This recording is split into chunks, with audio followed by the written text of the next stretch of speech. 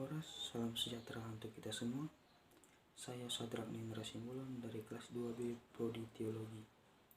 Pada kesempatan saat ini, saya ingin menyampaikan hasil laporan baca saya yang berjudul Filsafat Minangkabau pada mata kuliah Filsafat Timur yang dibimbing oleh dosen Dr. Ramli S. Harahap.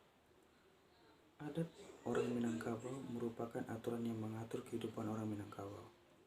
Adat Minangkabau pada dasarnya adalah suatu tatanan nilai yang menjadi patokan bagi orang Minangkabau dalam menjalani kehidupan sehari-hari bagi masyarakat Minangkabau.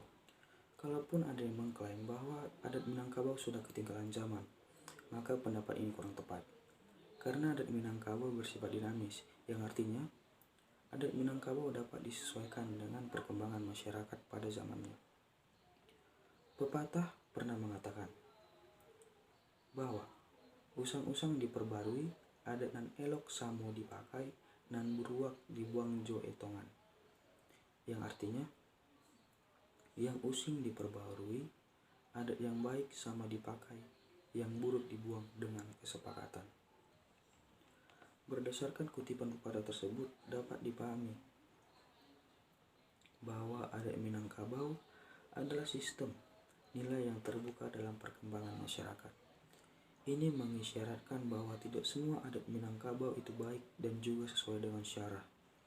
Hal tersebut dapat dicermati dari pepatah tersebut dengan adanya ungkapan adat yang buruk sama-sama ditinggalkan, sedangkan adat yang baik sama-sama dilakukan. Kebudayaan Minangkabau ini sebagaimana kebudayaan lokal lainnya yang ada di Indonesia. Kebudayaan Minangkabau mengalami banyak perubahan dalam dekade terakhir ini. Keadaan seperti ini menimbulkan kesan yang bahwa adat dan budaya Minangkabau telah ditinggalkan oleh sebagian para pendukungnya. Kemudian, tradisi merantau dalam kebudayaan Minangkabau.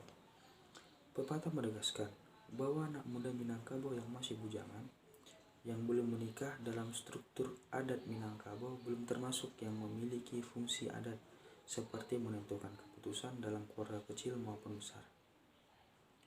Maka dari itu, anak laki-laki yang masih bujangan harus mencari pengalaman terlebih dahulu. Umar Janus pernah mengatakan bahwa penyebaran orang-orang Minangkabau jauh dari daerah asalnya ini disebabkan oleh adanya dorongan pada diri mereka untuk merantau, yang disebabkan oleh dua hal, yaitu keinginan mereka untuk mendapatkan kekayaan tanpa mempergunakan tanah yang telah ada atau warisan. Yang kedua, perselisihan yang menyebabkan bahwa orang merasa kalah akan meninggalkan kampung dan keluarga untuk menetap di tempat lain. Kemampuan menyesuaikan diri ini merupakan langkah awal berbaur dengan masyarakat setempat. Biasanya dalam waktu singkat, orang Minangkabau dapat menyesuaikan diri dengan orang sekitarnya. Dan untuk selanjutnya, ia diharapkan menjadi manusia teladan dan tokoh masyarakat di lingkungan barunya itu tersebut. Daerah perantauan orang Minangkabau tidak hanya di wilayah Nusantara saja, melainkan jauh menyeberang sampai ke negara tetangga seperti Malaysia. Daerah perantauan orang Minangkabau yang sangat terkenal adalah Negeri Sembilan. Kemudian nilai dasar orang Minangkabau dalam merantau. Merantau dalam kebudayaan Minangkabau harus memiliki etos kerja yang tangguh. Etos kerja yang tangguh ini merupakan nilai dasar kehidupan bagi orang Minangkabau. Pepatah adat mengajarkan nilai dasar kehidupan yang harus dipegang dalam mewujudkan cita-cita. Ada beberapa nilai, yaitu nilai dasar kehidupan berupa keteguhan dalam memegang prinsip atau memiliki pendirian yang teguh. Seorang dalam kehidupannya, apalagi yang merantau dengan cita-cita untuk mengubah nasib ke arah yang lebih baik, tidak boleh kehilangan pendirian. Kemudian, nilai dasar kehidupan berupa jujur, yang artinya sesuai yang lahir dengan batin, apa yang diucapkan sesuai dengan yang ada dalam hati. Kemudian nilai dasar kehidupan berupa kewaspadaan dan tanggap terhadap situasi yang dihadapi dan kemungkinan yang akan terjadi. Kemudian nilai dasar kehidupan berupa sopan santun dan rendah hati. Kemudian nilai kehidupan berupa kemampuan beradaptasi atau menyesuaikan diri dengan lingkungan baru.